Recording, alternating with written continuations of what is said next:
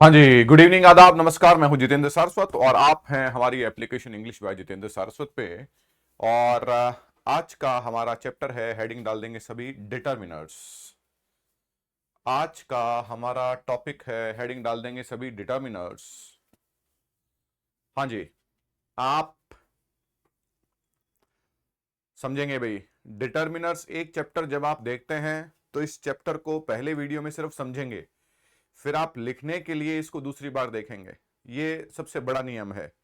अगर आपको कोई चैलेंज आता है तो हम साथ साथ भी लिख सकते हैं, लेकिन बात को समझना बहुत इंपॉर्टेंट है। अगर बात समझ में आ रही है और फिर आप उसको लिख रहे हैं तो फिर आप सारी लाइफ में ही उसको नहीं भूलेंगे, क्योंकि यहां पर हम एक बात को अनगिनत बार रिपीट करेंगे और बहुत अद्भुत तरीके से।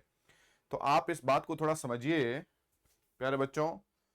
हाँ जी, कि आपने पहले जो मेरे साथ में सिर्फ आपने वीडियो को देखना है, नोटबुक में हेडिंग डाल दी डिटर्मिनर्स, इसको दोबारा देख के और फिर लिखोगे। दूसरी इंपॉर्टेंट बात, लाइव क्लास अगर आप नहीं ले रहे हैं तो ये आपका बहुत बड़ा लॉस है। If you are not able to have a live class, take a live class, it is a loss to you. According to me ये आपके लिए लॉस है। आप लाइव मेरे से क्वेश्चन पूछ सकते हैं, आप डाउट पूछ सकते हैं, और आपको जब चीजें समझ में आ रही हैं तभी हम आगे बढ़ेंगे। चलिए, तो हमारा चैप्टर है डिटर्मिनर्स और स्टार्ट करते हैं डिटर्मिनर्स को। हाँ जी, तो मैंने परिभाषा लिखी, क्या लिखा?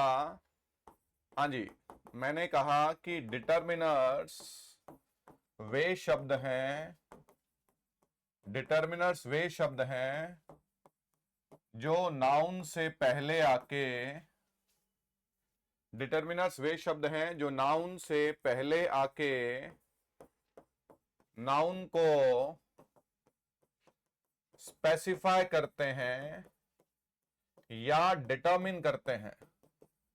परिभाषा देखिए, डिटर्मिनर वर्ड बना है डिटर्मिन से, डिटर्मिन से डिटर्मिन करते हैं, ये परिभाषा हो गई डिटर्मिनर्स की।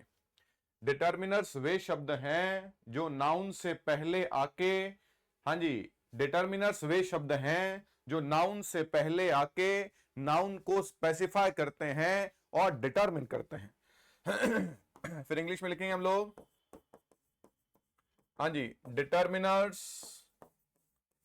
हाँ जी, determiners are words, determiners are words that are placed before a noun, that are placed before a noun to specify or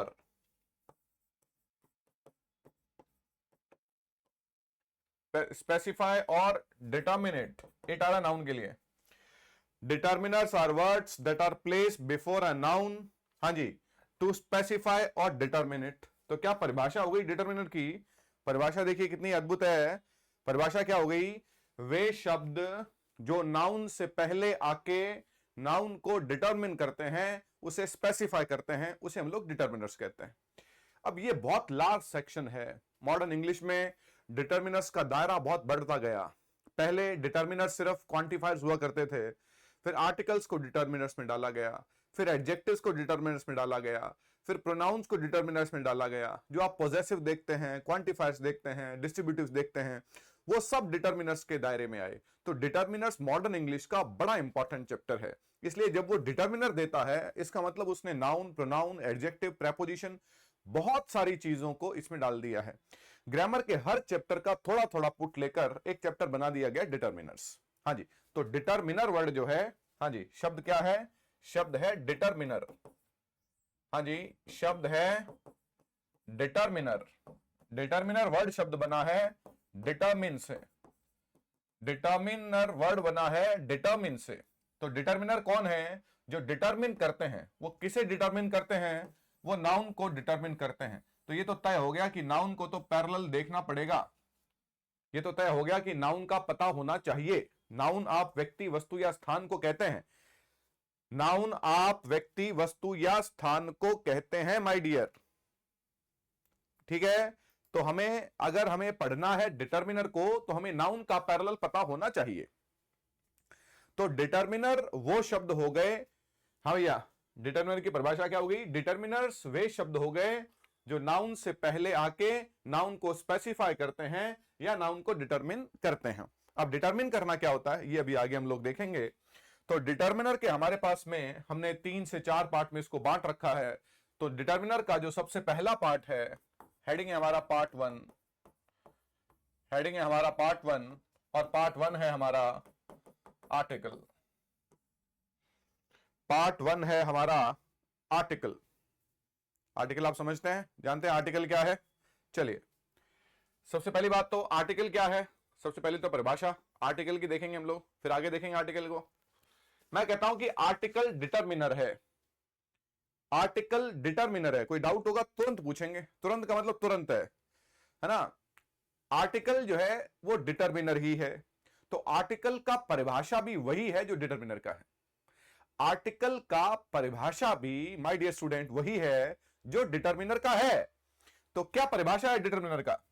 हाँ जी, वही परिभाषा आर्टिकल का होगा। आर्टिकल्स वे शब्द हैं, हाँ जी, आर्टिकल्स वे शब्द हैं जो नाउन से पहले आके नाउन को स्पेसिफाई करते हैं या डिटरमिन करते हैं। लीजिए, ये परिभाषा हो गई आर्टिकल की। हाँ जी, हमने कहा आर्टिकल्स आर वर्ड्स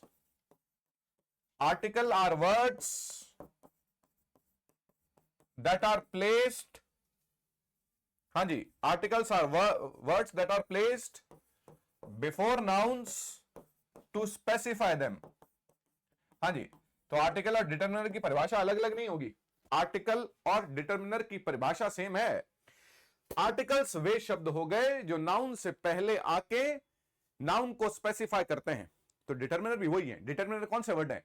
डिटर्मिनर वे शब्द हैं जो नाउन या प्रोनाउन से पहले आके, हाँ जी, नाउन या प्रोनाउन से पहले आके नाउन को क्या करते हैं? स्पेसिफाई करते हैं।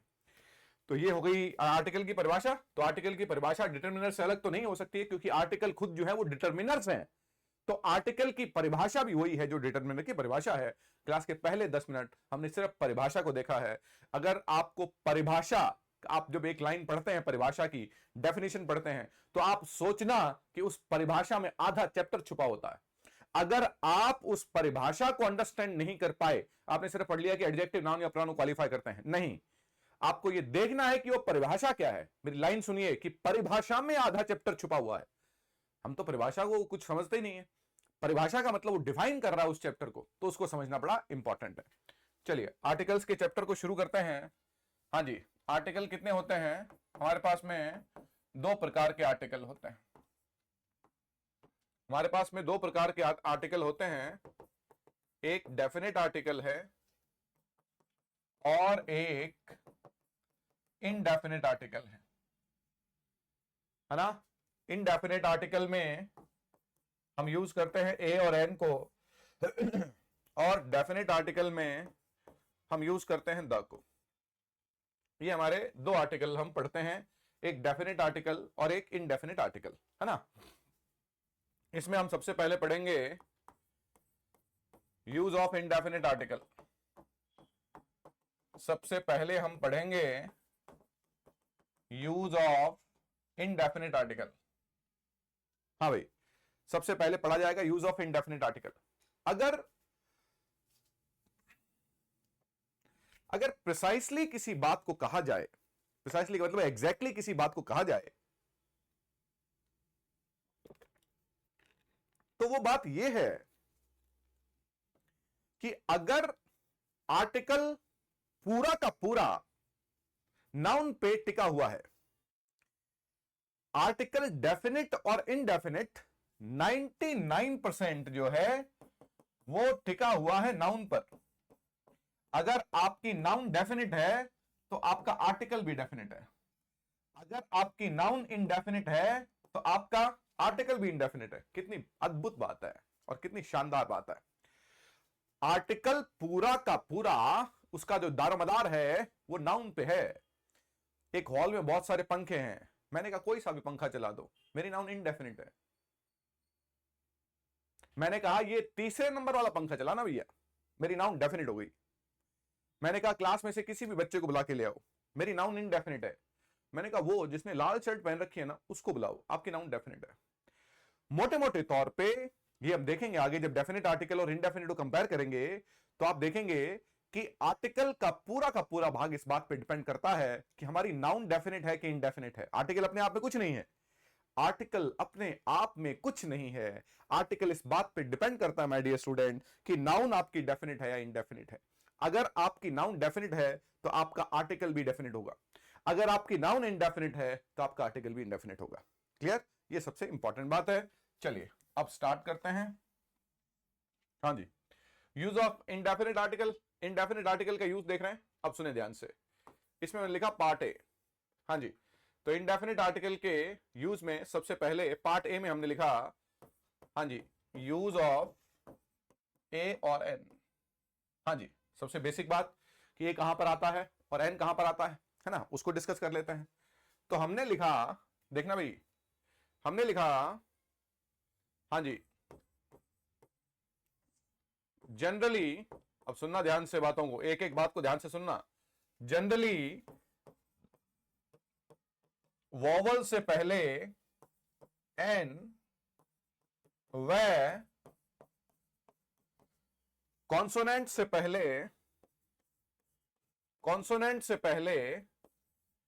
ए का यूज करते हैं, है ना। ये जनरली जहां भी हम लिखेंगे ना, ये बहुत खतरनाक वर्ड है। जनरली का मतलब क्या होता है कि उसके अपवाद होंगे। जनरली का यूज हम जहां भी करेंगे वो इंपॉर्टेंट है कि अपवाद होंगे उसके, है ना। तो ये वर्ड जहां भी आए वहां पर समझ लेना है कि कोई खतरनाक बात आने वाली है। चलिए, तो जनरली वॉवल से पहले हम एन व कॉन्सोनेंट से पहले ए का यूज करते हैं। एक बेसिक नियम है, तीसरी चौथी क्लास से पढ़ते आ रहे हैं। तो मैंने कहा अकार, हाँ जी, यहां पर मैं थोड़ा सा लिख देता हूं, ए ई आई ओ यू, ये क्या है? हाँ जी, ये आपके वॉवल है और जो बाकी बच गए वो आपके क्या है? वो आपके कॉन्सोनेंट है ना। तो मैंने कहा अ कार, मैंने कहा अ बनाना, मैंने कहा अ शिप, मैंने कहा एन एग, मैंने कहा एन ऑरेंज, मैंने कहा एन एलिफेंट, मैंने कहा एन इंक पॉट। चलिए, ए ई आई ओ यू से शुरू हो रहे हैं तो किसका यूज किया? एन का। और कॉन्सोनेंट से शुरू हो रहे हैं, सी से, बी से, एस से, तो किसका यूज किया? ए का। बड़ा बेसिक नियम हो गया कि कॉन्सोनेंट से पहले ए आ जाएगा और वॉवल से पहले एन आ जाएगा, है ना। अब इंपॉर्टेंट बात क्या रही? हाँ जी, जनरली लिखा था ना, अब लिख रहे हैं बट। बट, हाँ जी, अब सुनिए ध्यान से क्या वर्ड यूज कर रहा हूं। बट प्रिसाइसली, प्रिसाइसली का मतलब होता है एग्जैक्टली, बट प्रिसाइसली, हाँ जी, ए और एन का डिटर्मिनेशन, ए और एन का डिटर्मिनेशन निर्धारण, हाँ जी, ए और एन का डिटर्मिनेशन निर्धारण, हाँ जी, वॉवल, वॉवल या कॉन्सोनेंट से नहीं, हाँ भैया जी, वॉवल या कॉन्सोनेंट से नहीं बल्कि वॉवल व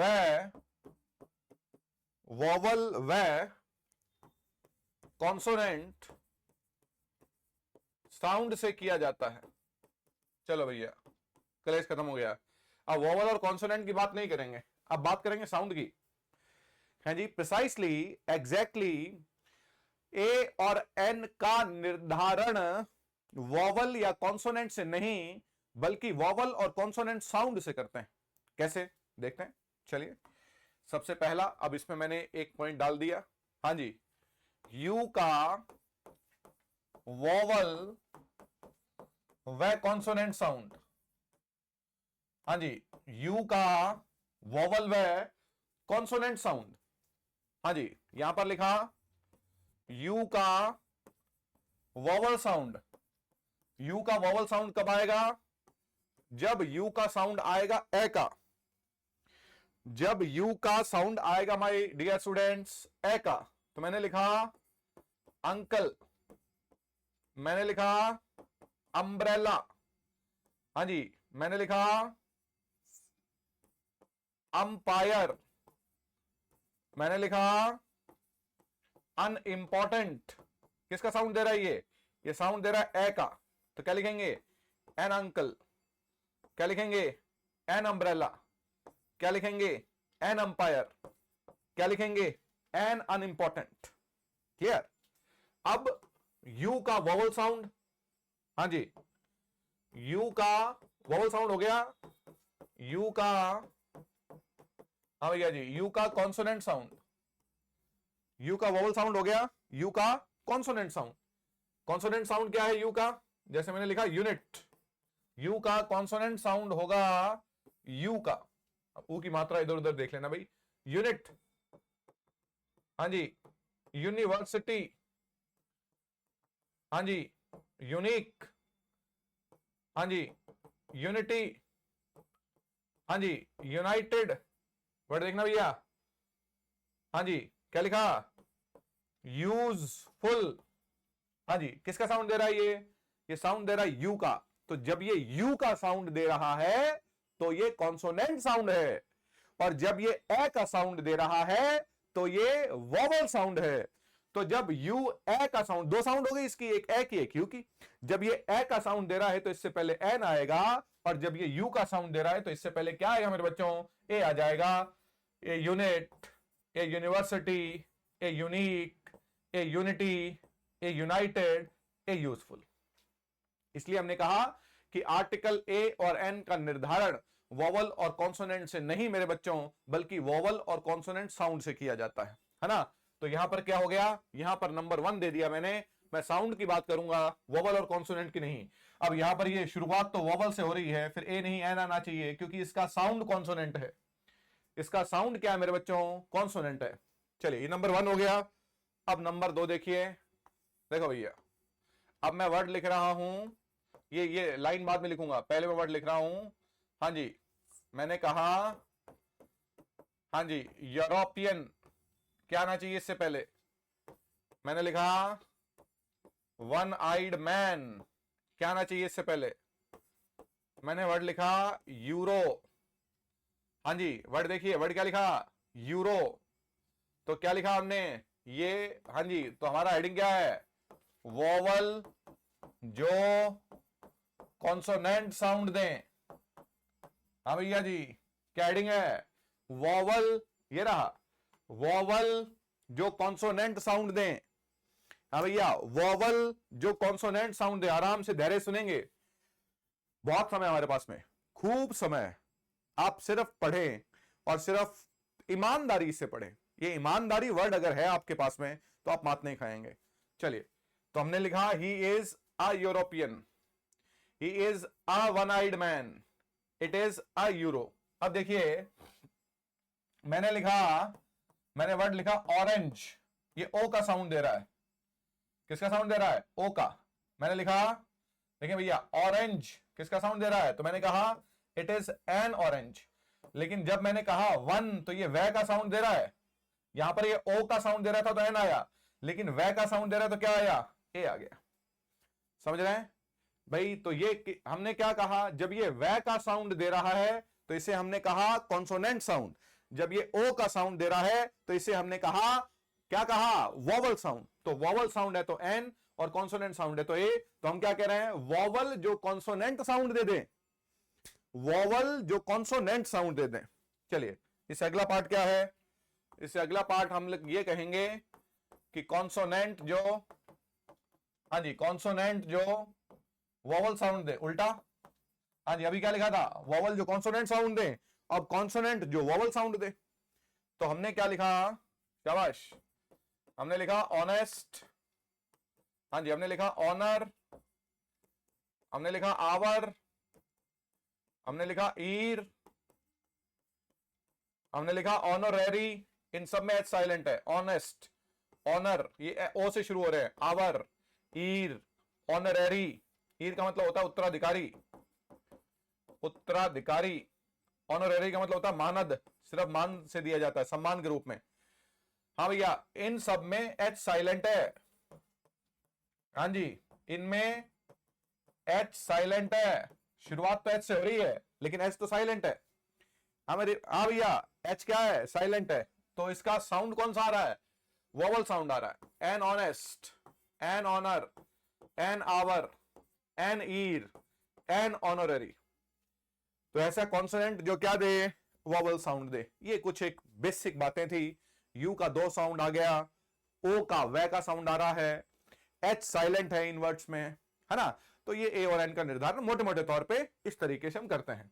लेकिन कुछ एक शब्द हैं जो बड़े, हाँ जी, इसमें कुछ, हाँ जी, कुछ इंपॉर्टेंट वर्ड्स हैं।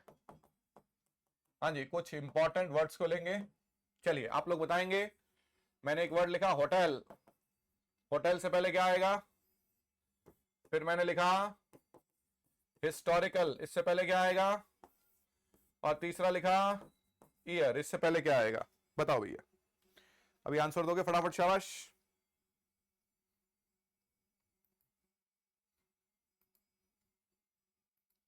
बताओ भैया, शाबाश। इससे पहले क्या आएंगे? ये 3 ऑप्शन है हमारे पास में, 3 वर्ड्स हैं।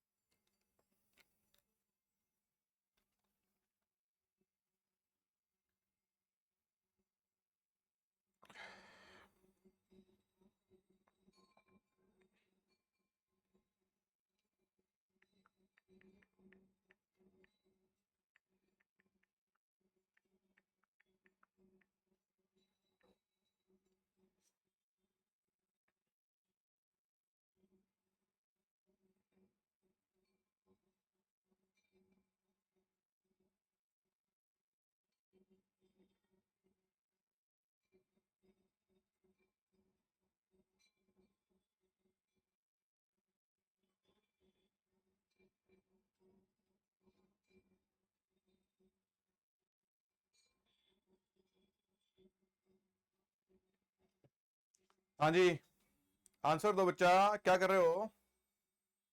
हाँ भाई, कौन है? कौन देख रहा है? कौन है लाइव? हाँ जी, भाविका सिंह, आंसर देने हैं आपको। ऐसा नहीं हो कहीं क्लास चल रही है और आप कुछ ध्यान नहीं हो, ऐसा नहीं होना चाहिए, आंसर देने हैं, ठीक है। चलो भैया, तो होटल एक वर्ड आ गया। हाँ जी, इसके 2 उच्चारण हैं। एक इसका उच्चारण है होटल और एक इसका उच्चारण है होटल। एक इसका उच्चारण क्या बच्चों? होटल। और एक इसका उच्चारण क्या है? होटल। तो इसके साथ में ए भी आ सकता है और एन भी आ सकता है, ध्यान रखेंगे। उसी तरीके से हिस्टोरिकल है, इसका उच्चारण हिस्टोरिकल भी है और इसका उच्चारण हिस्टोरिकल भी है। इसका उच्चारण हिस्टोरिकल भी है और हिस्टोरिकल भी है। हिस्टोरिकल है तो ए आ जाएगा और हिस्टोरिकल है तो एन आ जाएगा, दोनों आ जाएंगे। हाँ, आंसर देना है, ठीक है, शाबाश। आंसर देना है, पार्टिसिपेट करना है। लाइव क्लास का मतलब यही है। चलिए, तो होटल वर्ड का उच्चारण क्या है? होटल है और होटल है। हिस्टोरिकल का उच्चारण हिस्टोरिकल है और हिस्टोरिकल है। अब इससे पहले क्या आएगा? इसका उच्चारण क्या है? इसका उच्चारण क्या है? ईयर नहीं है। अगर इसका उच्चारण ईयर होता तो मैं कहता भाई साइलेंट है इसमें, तो मैं क्या कहता? An year. नो, इसका उच्चारण ईयर नहीं है, इसका उच्चारण है यार। ये का साउंड है, ये का।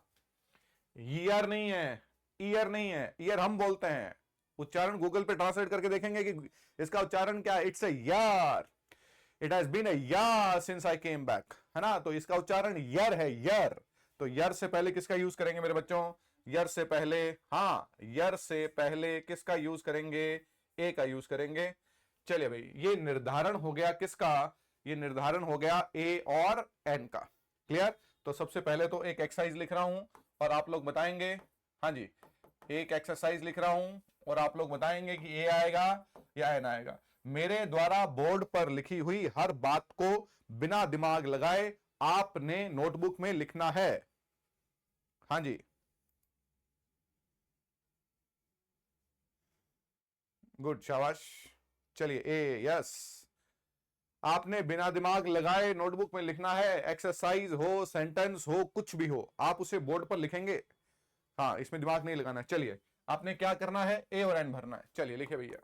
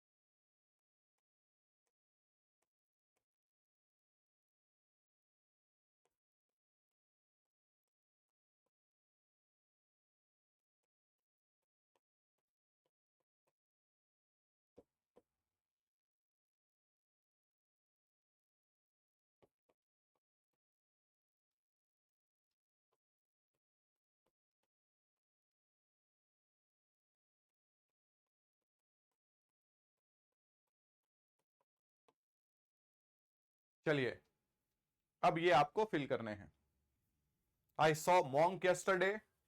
We have appointed engineer for this. It is empty bottle. He is university student. We saw one-eyed man. Ram gave me 1 rupee note.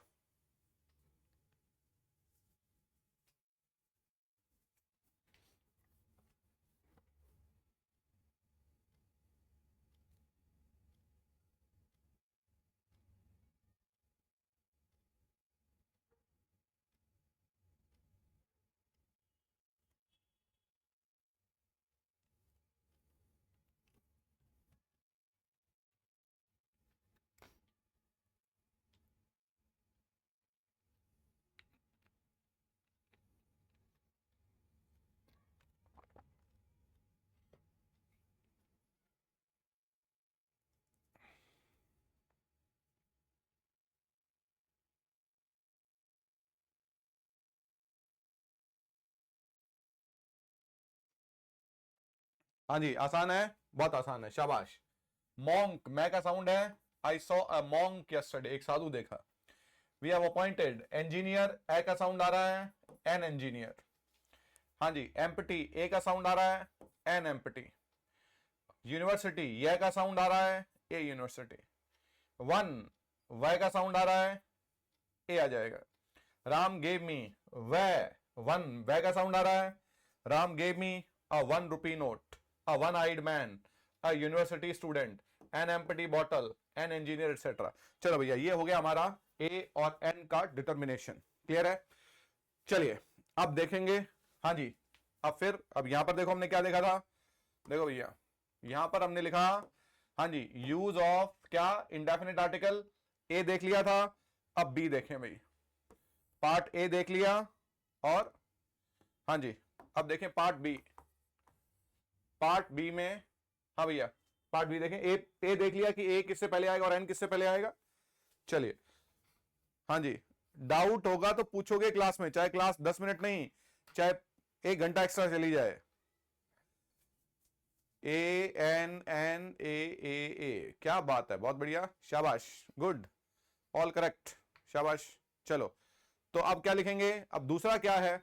देखो भैया, दूसरा रूल क्या कहता है, अब ये रूल्स हैं सारे, यूजेस हैं। ए देख लिया, बी देखो भैया, ए और एन का यूज, हाँ भैया, ए और एन का यूज प्रोफेशन से पहले किया जाता है। हाँ भैया, प्रोफेशंस क्या होते हैं, व्यवसाय। कोई ड्राइवर है, कंडक्टर है, दुकानदार है, टेलर है, साइंटिस्ट है, टीचर है, डॉक्टर है, सब क्या है, ये सब प्रोफेशंस हैं। तो इनसे पहले ए और एन का यूज किया जाएगा। प्रोफेशन से पहले ए और एन का यूज किया जाता है वोवल साउंड के लिए। ए और एन सबसे पहले देख लिया कि वोवल साउंड से पहले एन आएगा और कॉन्सोनेंट साउंड से पहले ए आएगा। अब यूज कहां होगा उसको भी देख लेते हैं। चलिए, तो मैंने सेंटेंस क्या लिखा, हाँ जी, मैंने सेंटेंस लिखा, माय फादर, हाँ जी, my father is a doctor. हाँ भैया, डॉक्टर, डे का साउंड है ना, ए डॉक्टर। चलिए, राम इज एन, हाँ जी, इंजीनियर। राम एक क्या है, इंजीनियर है। सुनना भी ध्यान से, हाँ जी, आई एम अ टीचर, मैं टीचर हूं। हाँ जी, Shyam is a scientist, Shyam is a scientist. से, ते, डे, अगर कॉन्सोनेंट साउंड है तो ए, वोवल साउंड है तो हाँ जी क्या, engineer. My brother is a pilot. चलिए भैया, तो कोई पायलट है, डॉक्टर है, कंडक्टर है, ड्राइवर है, शॉपकीपर है, मजदूर है, क्लर्क है, मैनेजर है, सारे क्या है, ये प्रोफेशंस है। प्रोफेशन है तो किसका यूज करेंगे, ए का। कितनी शानदार अद्भुत बात है, सुनना भी ध्यान से। My father is a doctor, इस सेंटेंस का मीनिंग क्या है। अगर आप इस सेंटेंस का ट्रांसलेशन करेंगे तो आप कहेंगे मेरे फादर एक डॉक्टर है। मेरे फादर एक डॉक्टर नहीं, मेरे फादर डॉक्टर हैं। तो फिर ये ए का मतलब क्या हो गया, ए का यहां पर कोई मतलब नहीं है। और यहां पर ए का मतलब एक से नहीं है, यहां पर ए का मतलब एक से नहीं है। Here a does not mean one, यहां पर ए का मतलब वन से नहीं है माय डियर। यहां पर ए का मतलब किससे है, यहां पर ए का कोई भावार्थ वैसे नहीं है ट्रांसलेशन के पॉइंट ऑफ व्यू से, यहां पर ए सिर्फ प्रोफेशन से पहले आ रहा है। तो मैंने क्या कहा, मेरे फादर डॉक्टर हैं, राम इंजीनियर है, एक इंजीनियर नहीं है। मेरे फादर डॉक्टर हैं, राम इंजीनियर है, मैं टीचर हूं, श्याम साइंटिस्ट है, मेरे ब्रदर पायलट है। दैट इज, समझ आया? तो प्रोफेशन से पहले किसका यूज किया, ए का। तो क्या यह कहना गलत होगा क्या अगर मैं सेंटेंस लिखूं? हाँ जी, सेंटेंस देखिए, मैंने कहा my elder brother, my elder brother, my elder brother is coach. क्या ये सेंटेंस रॉन्ग है क्या? क्या ये कहना गलत है क्या कि सैम इज डॉक्टर? क्या ये कहना गलत है क्या? हाँ जी, हिज फादर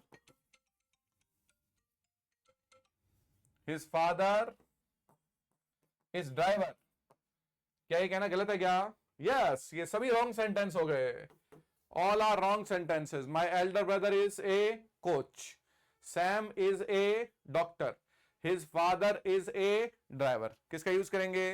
ए का यूज करेंगे। क्लियर है? तो इनसे पहले हम किसका यूज करते हैं? हाँ जी, प्रोफेशन से पहले हम आर्टिकल ए या एन का यूज करते हैं।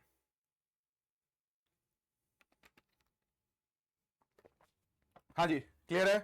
पहली बात तो क्लियर हो गई। यूज देख रहे हैं भैया हम लोग? हाँ जी, तो ए और एन का यूज प्रोफेशन से पहले किया जाता है। कितनी अद्भुत बात है। My father is a doctor, मेरे फादर डॉक्टर है। आई एम अ टीचर, मैं टीचर हूं, मैं एक टीचर नहीं हूं। ए का मतलब यहां पर एक से नहीं है। चलिए इससे आगे बढ़ते हैं। अब इसका एक बाया पार्ट देखते हैं भाई, इसका एक और एडिशनल पार्ट देखते हैं, पार्ट बी का ही पार्ट देखते हैं। एक ही व्यक्ति के, हाँ जी, एक ही व्यक्ति के दो प्रोफेशंस के लिए, क्या बात है भैया, बहुत अच्छी लाइन है। एक ही व्यक्ति के दो प्रोफेशंस के लिए, हाँ जी, आर्टिकल रिपीट नहीं करते। सुनना भैया, एक ही व्यक्ति के दो प्रोफेशंस के लिए आर्टिकल रिपीट नहीं करते। मैंने क्या कहा? एक ही व्यक्ति के दो प्रोफेशंस के लिए। मैं इसको और एग्जैक्टली लिख देता हूं कि एक ही व्यक्ति के लिए, एक ही व्यक्ति के लिए, हाँ जी, आर्टिकल रिपीट नहीं करते। एक ही व्यक्ति के लिए आर्टिकल रिपीट नहीं करते। एक ही व्यक्ति के लिए, क्या बात है, आर्टिकल रिपीट नहीं करते। इन दोनों लाइंस में क्या डिफरेंस हो गया? एक ही व्यक्ति के दो प्रोफेशन के लिए आर्टिकल रिपीट नहीं करते और एक ही व्यक्ति के लिए आर्टिकल रिपीट नहीं करते। देयर इज अ डिफरेंस, मतलब बात तो एक ही है। अब देखो भी ध्यान से, मैंने सेंटेंस लिखा राम इज, हाँ भैया, अब सीधे लिख रहा हूं क्वेश्चन। सबसे पहले तो सीधे लिख रहा हूं क्वेश्चंस माय डियर। तो मैंने कहा कि राम इज, हाँ भैया जी, a singer, Ram is a singer and a dancer. क्या बात है, Ram is a singer and a dancer. आपने कहा कि सिंगर और डांसर क्या है? प्रोफेशन तो है ही भाई, क्योंकि गाने गाने के पैसे लेता है, नाचने के पैसे लेता है, तो प्रोफेशन तो है ही। मजदूर प्रोफेशन है, दुकानदार है, कंडक्टर है, ड्राइवर है, पायलट है, साइंटिस्ट है, टीचर है, डॉक्टर है, इंजीनियर है, सारे क्या है? सारे प्रोफेशन है। एक ही व्यक्ति की बात हो रही है, राम ही सिंगर है और राम ही डांसर है, तो आर्टिकल को दोबारा रिपीट नहीं करेंगे। Ram is a singer and dancer. इससे अद्भुत बात क्या होगी? Ram is a singer and dancer. जो बात आपने पीछे लिखी है उसी को एक्सटेंड किया है हमने। जो बात आपने पीछे लिखी है मेरे बच्चों, उसी को एक्सटेंड किया है। और क्या कहा है कि Ram is a singer and dancer. जब बात एक ही व्यक्ति की हो रही है और आपने कहा कि राम इज ए सिंगर, देखो भैया, आपने क्या कहा? आपने कहा राम इज ए सिंगर, एक सेंटेंस है। फिर आपने कहा राम इज ए डांसर, दूसरा सेंटेंस है। फिर आपने इन दोनों सेंटेंस को मिक्स कर दिया, तो आपने क्या कहा? Ram is a singer and dancer, है ना? एक ही व्यक्ति के दो प्रोफेशन के लिए आर्टिकल को रिपीट नहीं करेंगे। मैंने कहा माय फादर इज, सुनना भाई, my father is a doctor and a lawyer. My father is a doctor and a lawyer.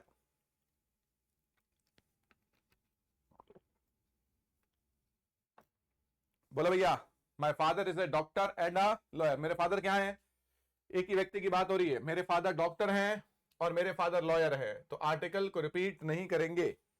चलिए एक ही बार आएगा article, my father is a doctor and lawyer. ये दो सेंटेंस थे, क्या थे दो sentence? My father is a doctor, my father is a lawyer, है ना? इन दोनों को मिला दिया, my father is a doctor and lawyer. Article को रिपीट नहीं करेंगे अगर एक ही व्यक्ति की बात हो रही है तो। चलिए आपने कहा, हाँ जी, your friend Hari, your friend Hari is a, देखिए भैया, my your friend Hari is अ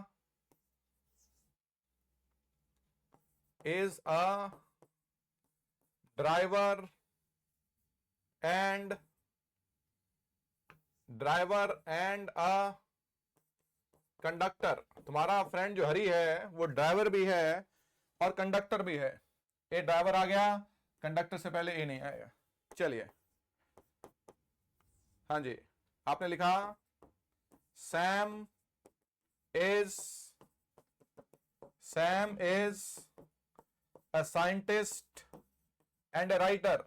वो एक साइंटिस्ट भी है और एक लेखक भी है। Sam is a scientist and writer. Am I right? Clear है भैया? एक ही व्यक्ति के दो प्रोफेशंस के लिए, हाँ मेरे बच्चों, एक ही व्यक्ति के दो प्रोफेशंस के लिए हम आर्टिकल को रिपीट नहीं करते हैं। एक ही व्यक्ति के दो प्रोफेशन के लिए आर्टिकल रिपीट नहीं करते। आर्टिकल कितनी बार आएगा? एक बार आएगा। इसका दूसरा भाग क्या है? इसका दूसरा भाग है, सुनना भी ध्यान से, एक ही व्यक्ति के लिए, इसका दूसरा भाग, एक ही व्यक्ति के लिए दो एडजेक्टिव्स। एडजेक्टिव्स क्या होते हैं? विशेषण। एक ही व्यक्ति के लिए दो एडजेक्टिव्स का यूज हो तो आर्टिकल रिपीट नहीं करते। हाँ भाई, क्या बात है? अब ये एग्जाम्पल देखिए फिर ये पढ़ेंगे। हाँ भाई, एग्जाम्पल देखिए फिर ये पढ़ेंगे। शाबाश, ठीक है, कीप आंसरिंग, बहुत बढ़िया, शाबाश। हाँ भाई, पार्टिसिपेशन, ऐसा आपको लगना ही नहीं चाहिए कि ऑनलाइन पढ़ रहे हो, तभी मजा आएगा। देखो भाई, मैंने क्या एग्जाम्पल लिखा? Ram is an honest and a hard working boy. हाँ भैया जी, Ram is an honest and a hard working boy. Ram एक लड़का है। कितने की बात हो रही है? राम की बात हो रही है। एक तो राम ईमानदार है और एक राम हार्ड वर्किंग है। लड़का तो एक ही है ना, लड़का तो राम ही है ना। राम एक ही व्यक्ति है ना, तो उसके लिए दो एडजेक्टिव आ रहे हैं, एडजेक्टिव दो आ रहे हैं, लेकिन आर्टिकल एक ही बार आएगा। Ram is an honest and hard working boy. क्या बात है, इससे बारीक क्या होगा बताइए? Ram is an honest and hard working boy. Ram is an honest and hard working boy. चलिए, मैंने सेंटेंस लिखा, माय फादर, हाँ भैया, माय फादर। अब ये प्रोफेशन तो नहीं है, अब इसमें प्रोफेशन की बात नहीं आई, नो। ऑनेस्ट और हार्ड वर्किंग, यहां पर वो ये नहीं कह रहा कि सिंगर है, डांसर है, ड्राइवर, नहीं। यहां पर वो एक ही व्यक्ति, एक्सटेंडेड बात ये आ गई कि एक ही व्यक्ति के लिए मुझे आर्टिकल को रिपीट करने की आवश्यकता नहीं है। एक ही व्यक्ति के लिए मुझे आर्टिकल को रिपीट करने की आवश्यकता नहीं है। My father is a famous and a selfless doctor. Selfless का मतलब निस्वार्थ, लोगों की सेवा करते हैं, निस्वार्थ करते हैं। मेरे फादर एक फेमस और एक निस्वार्थ डॉक्टर है ना? यहां पर बात आ गई प्रोफेशन की, यहां पर नहीं थी। A famous and selfless doctor. Sentence देखो कितना बारीक है, और इससे बारीक क्या होगा? Ram is an honest and hard working boy. My father is a famous and selfless doctor. चलिए सेंटेंस लिखा, हाँ जी, रमन इज, देखना भाई, रमन इज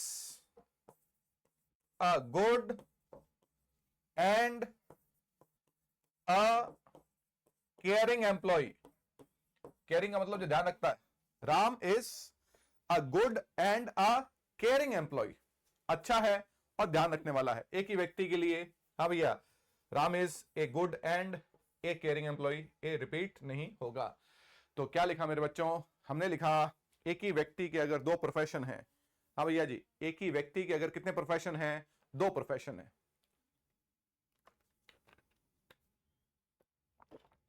एक ही व्यक्ति के दो प्रोफेशन है तो आर्टिकल रिपीट नहीं करेंगे। ये रहा, हाँ भैया, my father is a doctor and lawyer, your friend Hari is a driver and conductor, Sam is a scientist and writer. एक ही व्यक्ति के कितने प्रोफेशन है, दो प्रोफेशन है, आर्टिकल रिपीट नहीं होगा। एक ही व्यक्ति के लिए दो एडजेक्टिव है, ऑनेस्ट भी है, हार्ड वर्किंग भी है, फेमस भी है, सेल्फलेस भी है, गुड भी है, केयरिंग भी है। एक ही व्यक्ति के लिए दो एडजेक्टिव आ रहे हैं तो क्या क्या बोलो, आर्टिकल को रिपीट नहीं करेंगे। चलिए, ये हो गया हमारा यूज नंबर बी। हाँ भैया, ये हो गया हमारा यूज नंबर बी। क्या कह रहा है कि प्रोफेशन से पहले आर्टिकल ए और एन का यूज किया जाएगा, पहली बात। एक ही व्यक्ति के दो प्रोफेशन के लिए आर्टिकल रिपीट नहीं होगा, दूसरी बात। एक ही व्यक्ति के लिए दो एडजेक्टिव है तो आर्टिकल रिपीट नहीं होगा, तीसरी बात। ठीक है, चलिए अब देखते हैं बात नंबर सी।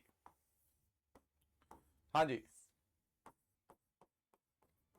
जनरलाइज करने के लिए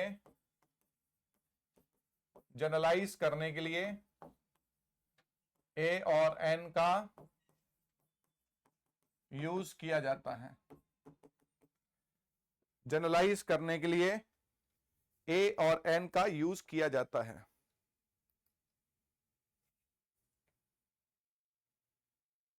यस, आर्टिकल रिपीट नहीं करेंगे, शाबाश, बहुत अच्छे, गुड। आप जब तक इन्वॉल्व नहीं होंगे, आप जब तक पार्टिसिपेट नहीं करेंगे, तब तक चीजें समझ में नहीं आएंगी। आप जब तक खुद अंदर से आपको आवाज नहीं आएगी कि हम लोग बहुत मतलब 100% अपना पार्टिसिपेशन अपना दे रहे हैं, that is the most important thing. Generalise करने के लिए, जनरलाइज क्या होता है इस लाइन को बाद में पढ़ेंगे, पहले मैं एग्जांपल लिख रहा हूं। मैंने कहा a doctor should not think of money, a doctor should not think of money. A doctor, यहां पर ए इसलिए नहीं आया कि प्रोफेशन है, नो, यहां पर ए प्रोफेशन के लिए नहीं आ रहा है, यहां पर ए आ रहा है जनरलाइज करने के लिए। एक डॉक्टर को तो पैसे के लिए नहीं सोचना चाहिए, एक डॉक्टर को, और दूसरे को। एक डॉक्टर को पैसे के लिए नहीं सोचना चाहिए, नहीं, सब डॉक्टर्स की बात हो रही है। जब सब डॉक्टर की बात हो रही है तो ए का यूज क्यों कर रहे हैं, जनरलाइज करने के लिए। हम कहते हैं एक मां को तो ऐसा होना चाहिए। अब सुनना ध्यान से, अरे एक टीचर को तो कम से कम पैसे के लिए काम नहीं करना चाहिए। एक डॉक्टर तो जो है वो भगवान का दूसरा रूप होता है। एक सैनिक को तो ऐसा होना चाहिए, एक नेता को तो ऐसा होना चाहिए, एक राजा, हाँ क्या बोलते हैं, एक राजा को तो प्रजा के बारे में सोचना चाहिए। वहां पर एक का मतलब जनरलाइज करने के लिए यूज हो रहा है, वहां पर ए का यूज हो रहा है जनरलाइज करने के लिए। A doctor should not think of money, एक डॉक्टर को तो पैसे के बारे में नहीं सोचना चाहिए। यहां पर हम ए का यूज कर रहे हैं और सबकी बात कर रहे हैं, यहां पर यूज कर रहे हैं ए का और बात कर रहे हैं सबकी। फिर हमने क्या लिखा, हमने लिखा a teacher should be disciplined. A teacher should be disciplined. एक टीचर को तो अनुशासित होना चाहिए, एक टीचर को तो डिसिप्लिन होना चाहिए। एक टीचर को, एक ही टीचर को होना चाहिए क्या, नहीं, आम बात हो रही है। अरे भाई टीचर तो डिसिप्लिन होना चाहिए, वो एक किस लिए लगाया है, जनरलाइज करने के लिए। तो आप जनरलाइज करने के लिए किसका यूज करते हैं, यस, क्या लिखा, a soldier should think of country first। हाँ भैया जी, a soldier should think of country first। एक सैनिक को तो देश के बारे में पहले सोचना चाहिए। एक सैनिक को तो, एक सैनिक को क्या, सैनिकों की बात हो रही है, जनरलाइज करने के लिए का यूज कर रहे हैं, क्या बात है। A scientist is the backbone of a nation। A scientist is the backbone of a nation। एक साइंटिस्ट तो राष्ट्र की नींव की, राष्ट्र की रीढ़ की हड्डी है। एक वैज्ञानिक जो है वही तय करता है कौन सी रिसर्च होगी, चांद पर पहुंचे, सूरज पर पहुंचे।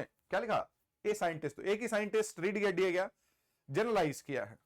हाँ जी, कल वाले पेपर में क्वेश्चन था, सुनना भाई, आपका पेपर हुआ ना जो सेकंड ग्रेड का, A thief is a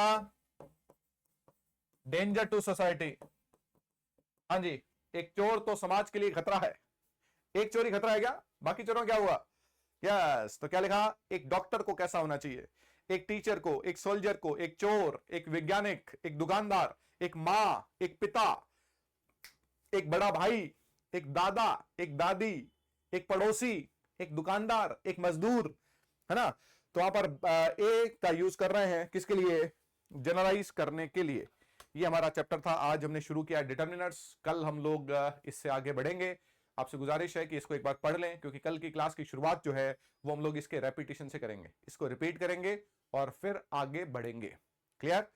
और लाइव क्लास आपने सभी ने देखनी है। आप लाइव नहीं देख रहे हैं तो ये लॉस है आपका, फिर इसका मतलब आपकी लाइफ में डिसिप्लिन नहीं है।